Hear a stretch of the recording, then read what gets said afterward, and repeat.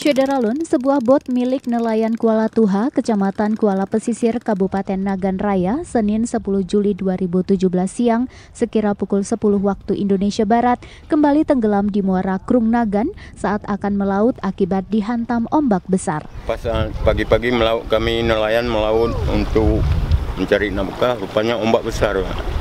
Jadi tenggelam bot ini gara-gara kena ombak. Sudah sering kejadian ini, Pak? Sering, Pak. Kemarin satu, bahkan hari ini satu lagi. Sebab kalau di sini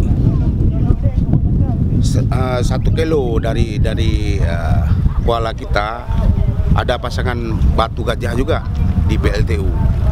Karena di sana nggak ada ombak lagi, imbasnya ke sini besarnya ombak ke arah ke perkampungan penduduk.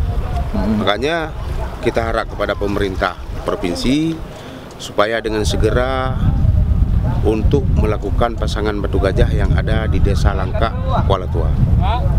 Beruntung tidak ada korban jiwa dalam musibah ini, namun bot tersebut akhirnya bisa ditarik kembali ke penambatan setelah dibantu oleh sejumlah nelayan yang lain menggunakan bot.